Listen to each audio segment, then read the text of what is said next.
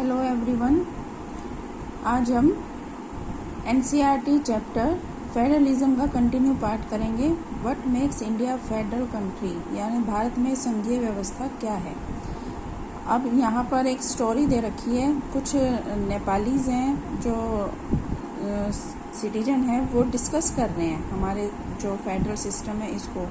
किसी ने उसको सही बताया है और किसी ने उसको गलत बताया है। तो यहाँ पे कहते हैं कि मुझे फेडरल सिस्टम पसंद है क्योंकि यहाँ भारत है जो इंडिया है उसकी टाइप यहाँ पर क्या रहेगा, सीट रिजर्व्स रहेंगी।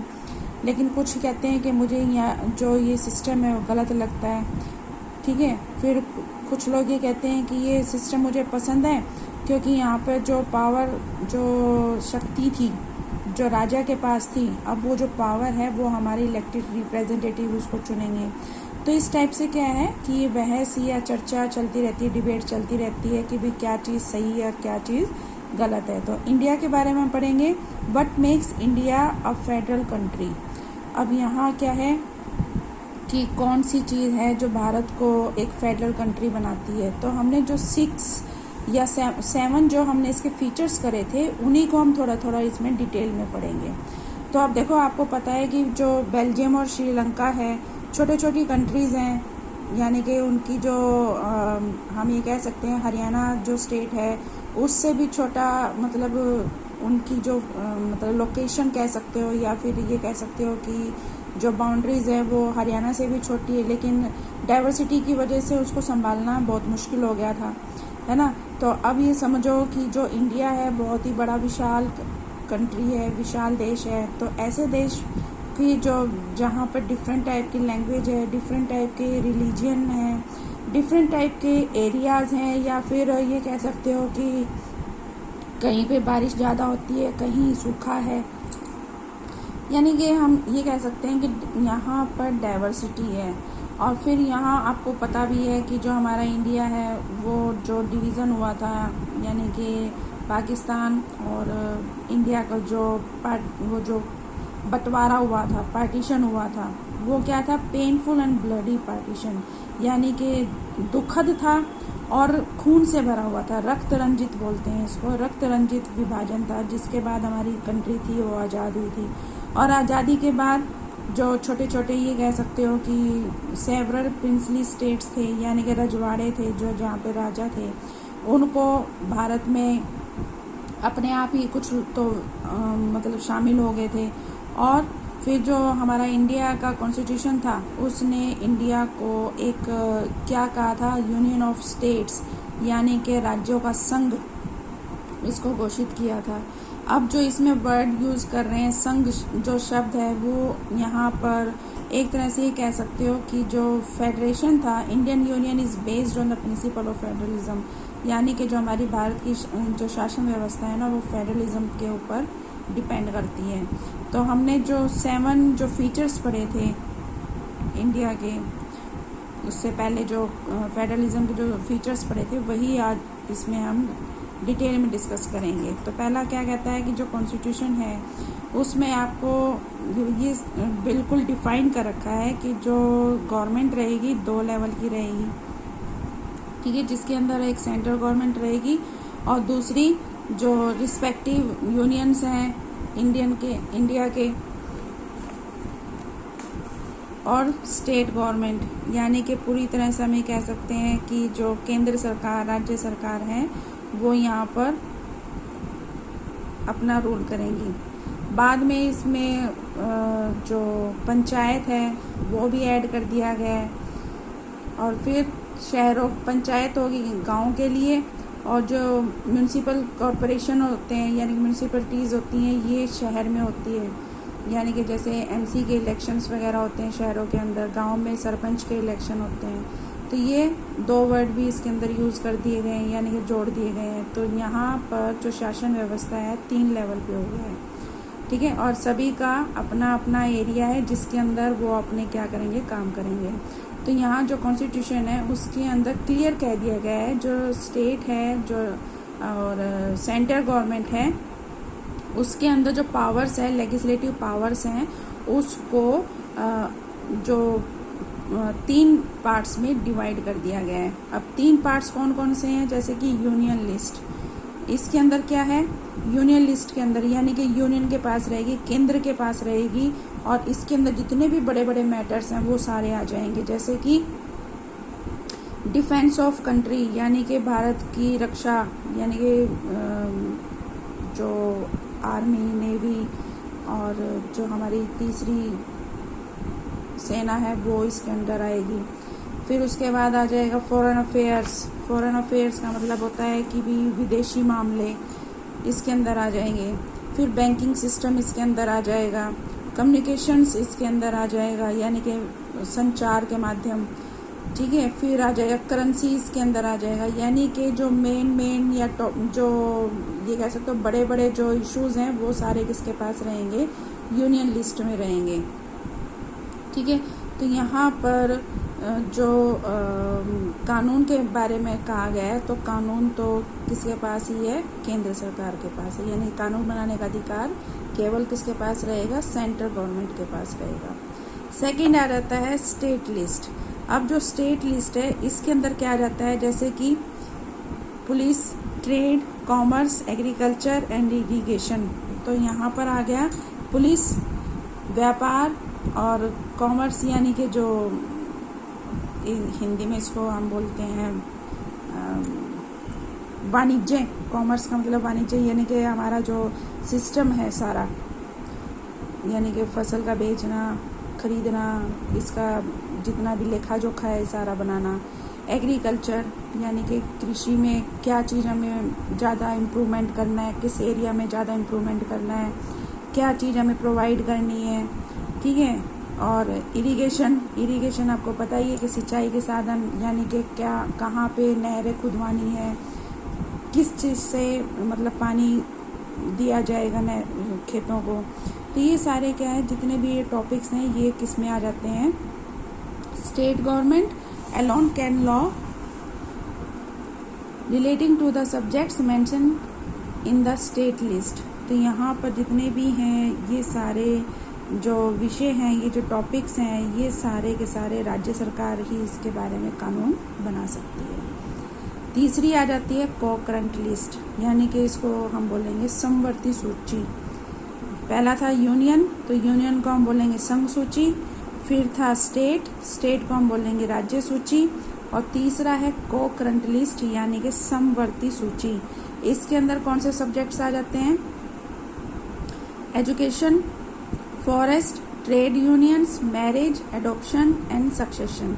यानी कि इसके अंदर मतलब एजुकेशन यानी कि शिक्षा, फॉरेस्ट यानी कि वन, और फिर है ट्रेड यूनियन यानी कि जो ट्रेड होता है व्यापार, और यूनियन होता है संघ, व्यापार संघ या मजदूर संघ कुछ भी कह सकते हैं। मैरिज यानी कि शादी, इसके अंदर रूल्स बनाना कि भी किस एज के बच्चों की शादी होगी, ये सारे। फिर एडॉप्शन यानी कि गोद लेना, और सक्सेशन मतलब कि उत्तराधिकार, यानी कि जैसे कि ग्रैंडफादर है, ग्रैंडफादर के बाद कौन गद्दी पे बैठेगा, जैसे राजा होते थे, है ना, इस टाइप से। जो परिवार है, परिवार में कौन हेड बनेगा, इस टाइप से। तो ये जितने भी टॉपिक्स हैं ये जो सेंट्रल गवर्नमेंट है, सेंट्रल गवर्नमेंट के साथ साथ जो स्टेट गवर्नमेंट है, और वो दोनों के बीच में क्या है, यहाँ इसके अंदर आ जाते हैं। और यहाँ कानून बनाने का जो अधिकार है वो सेंट्रल गवर्नमेंट और जो स्टेट गवर्नमेंट है दोनों को ही है, ठीक है। तो यहाँ पर अगर दोनों के बीच में कभी झगड़ा हो जाए, टकराव हो जाए, तो जो सेंट्रल गवर्नमेंट है उसके द्वारा जो कानून बनाए जाएंगे वो यहाँ पर क्या होंगे, प्रिवेल किए जाएंगे, यानी कि मान्य होंगे, यानी कि उनको ज़्यादा इम्पोर्टेंस दी जाएगी। कहने का क्या मतलब है कि ये जो टॉपिक्स हैं इसके ऊपर सेंट्रल लेवल और जो स्टेट लेवल है दोनों ही इसमें अपने रूल्स बना सकती हैं, लेकिन अगर कोई इसके अंदर झगड़े का बात आ जाती है तो यहाँ पे जो सेंट्रल गवर्नमेंट है अगर वो कोई रूल बनाती है तो वो ही इम्पोर्टेंट रहेगा। अब आ जाता है कि यहाँ एक क्वेश्चन उठता है कि भी जो टॉपिक किसी भी लिस्ट में नहीं डाले गए, ना तो यूनियन लिस्ट में, ना स्टेट लिस्ट में, और ना ही कोकरेंट लिस्ट में, तो यहाँ वो कौन सी लिस्ट में आएंगे, देखो, जब हमारी कंट्री आज़ाद हुई थी उस टाइम हम टेक्नोलॉजी इतने ज़्यादा स्ट्रॉन्ग नहीं थे या इतनी एडवांसमेंट नहीं थी जैसे कि अब कंप्यूटर है। तो कंप्यूटर से रिलेटेड हमारे पास अब बहुत ज़्यादा एडवांसमेंट आ गई है, टेक्नोलॉजी एडवांस हो गई है। तो ये जो क्राइम होते हैं या फिर हैक कर लिए जाते हैं या फिर कोई जैसे क्राइम होता है जिसको हम साइबर क्राइम बोलते हैं, तो ये सारे यानी कंप्यूटर से, सॉफ्टवेयर से जितने भी मतलब रिलेटेड जितने भी जो क्राइम्स हैं या फिर ये जो एरिया है वो किस में आएगा। क्योंकि जब हमारा कॉन्स्टिट्यूशन लिखा गया था उस टाइम तो इतना हमने सोचा ही नहीं था कि भी इतना भी एडवांस हो सकते हैं, है ना। तो ये जो कॉन्स्टिट्यूशन है उसके अंदर जो टॉपिक्स रह गए हैं उन टॉपिक्स को कहाँ कौन से सब्जेक्ट में रख दिया गया है, रेजिडरी सब्जेक्ट्स में, यानी कि इनको बाकी बचे विषय केंद्र कहते हैं। तो इसके अंदर इन टॉपिक्स को रख दिया गया है, ठीक है। अभी जो हमने फर्स्ट वीडियो में पढ़ा था होल्डिंग टुगेदर, अब होल्डिंग टुगेदर का मतलब क्या है कि सभी को साथ लेके चलना। जो हमारा कमिंग टुगेदर था, कमिंग टुगेदर का मतलब है कि इसके अंदर जितने भी कंट्रीज़ होंगी या फिर स्टेट्स होंगी उन सबको इक्वल क्या दिया जाएगा, स्टेटस दिया जाएगा, यानी कि हर एक को इक्वल स्टेटस दिया जाएगा। लेकिन होल्डिंग टुगेदर का मतलब है कि होल्डिंग टुगेदर का मतलब है कि हम उसके ऊपर क्या कर रहे हैं, कंट्रोल कर रहे हैं, ठीक है। तो यहाँ पर जो बड़ा होगा वो क्या करेगा, छोटे के ऊपर क्या करेगा, अपना हक जमाएगा। यानी कि कहने का क्या मतलब है कि यहाँ होल्डिंग टुगेदर का मतलब हो गया जिसके पास पावर है वो दूसरे के ऊपर क्या करेगा, कंट्रोल करेगा। तो इसका मतलब क्या होगा, साफ साफ समझ में आ गया है कि जो होल्डिंग टुगेदर होता है इसके अंदर इक्वल राइट्स नहीं मिलते हैं, ठीक है। जैसे कि हमारा इंडिया है, इंडिया के अंदर जो स्टेट्स हैं वो स्टेट्स एक जैसे नहीं है, कोई छोटा है कोई बड़ा है ना। तो कुछ जो स्टेट्स हैं उनको स्पेशल ट्रीट किया जाता है, जैसे कि इसमें दे रखा है कि जम्मू एंड कश्मीर है। तो जम्मू कश्मीर है उसको एक ऐसा स्टेट है, एक ऐसा राज्य है जिसका अपना कॉन्स्टिट्यूशन है, ठीक है। अभी तो काफ़ी चेंज हो गया है ये सारा टॉपिक है, लेकिन फिर भी हमें ये पढ़ना पड़ेगा क्योंकि बुक के अंदर है। तो जम्मू कश्मीर एक ऐसा स्टेट है जिसका अपना कॉन्स्टिट्यूशन है, उसमें जो उसकी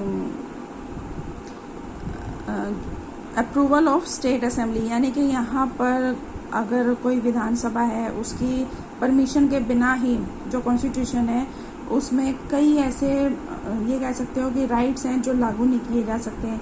तो इस टाइप से कह सकते हैं कि यहाँ जैसे कि पहले भी ये था कि भी जो बाहर के लोग वहाँ जाकर अपनी ज़मीन नहीं खरीद सकते थे, जम्मू कश्मीर में ज़मीन या मकान या प्लॉट कुछ नहीं खरीद सकते थे, ठीक है। तो यहाँ मतलब क्या कह दिया गया है कि जम्मू कश्मीर को एक स्पेशल स्टेटस दे दिया गया है, ठीक है।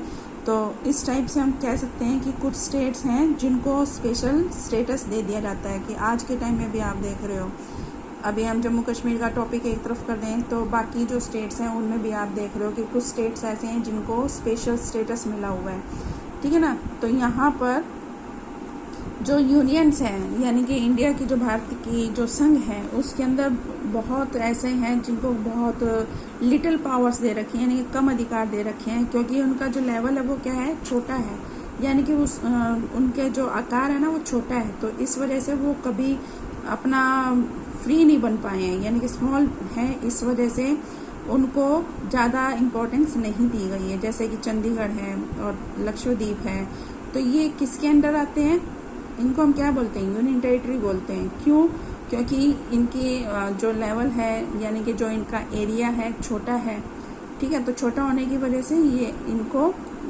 वो स्पेशल अधिकार नहीं मिल सके हैं, ठीक है। तो यहाँ पर जो अधिकार है वो किसके पास आ गया, सेंट्रल गवर्नमेंट के पास आ गया, यानी कि जो सेंट्रल गवर्नमेंट है उनके पास ये स्पेशल अधिकार आ गया है। अब आ जाता है कि जो सेंटर है और स्टेट है इनके बीच में जो पावर डिस्ट्रीब्यूशन है उनका जो बेसिक स्ट्रक्चर क्या है, हमारा कॉन्स्टिट्यूशन है। अब जो राइट्स हैं उसके बारे में भी यहाँ जो डिवीज़न है वो करना आसान नहीं है। अगर हम संसद की बात करें यानी कि अकेला हम कॉन्स्टिट्यूशन की बात करें तो यहाँ अगर मान लो जब हमारा कॉन्स्टिट्यूशन लिखा गया था, है ना, बहुत पहले 1949 में लिखा गया था ये, तब कह सकते हैं कि उस टाइम को देखते हुए बहुत सही लिखा गया था। लेकिन अभी क्या है कि टाइम चेंज हो गया है, बहुत सारी चीज़ें एडवांसमेंट आ गई हमारे पास, हर एक चीज़ में टेक्नोलॉजी डेवलप हो गई है। तो इन सब चीज़ों को लेकर अब हमें क्या है कि हमें कुछ चेंज करने पड़ सकते हैं। तो इन चेंज करना कोई आसान काम नहीं है। अगर हम चाहें कि हमारा कॉन्स्टिट्यूशन के अंदर कुछ अमेंडमेंट कर सकें तो वो चीज़ आसान नहीं है, क्योंकि इसमें क्या होगा, अगर हमें चेंज करना है तो दोनों जो कॉन्स्टिट्यूशन है उसके दोनों जो हाउसेज हैं, कौन कौन से हाउस हैं, राज्यसभा एंड लोकसभा, जिनको हम अपर हाउस और लोअर हाउस भी बोलते हैं। तो इन दोनों की 2/3 मेंबर्स की परमिशन होनी चाहिए। इसके अलावा जो मतलब कि हमारे ये कह सकते हो कि then it was to be rectified by the legislature of the less half of total states, यानी कि जितनी भी स्टेट्स हैं उनकी जितनी भी मतलब लोकल जो हम कहते हैं, जैसे कि हमारी विधानसभा होती है, तो विधानसभा की भी हमें क्या चाहिए, यस या मंजूरी चाहिए। ठीक है। अब यहाँ पे जुडिशरी है, जुडिशरी के बारे में भी हमने पढ़ा था। तो यहाँ पे जुडिशरी क्या है, इम्पोर्टेंट रोल प्ले करती है। यहाँ पे जो डिस्ट्रीब्यूशन ऑफ पावर है, अगर उसके लिए, जैसे कि हमने पहले भी जो पढ़ा था, अगर कहीं पर डिस्ट्रीब्यूट हो जाता है, कहीं पे झगड़ा हो जाता है, तो यहाँ क्या करेगी, सुप्रीम कोर्ट क्या करेगी, उस फैसले को निपटाएगी।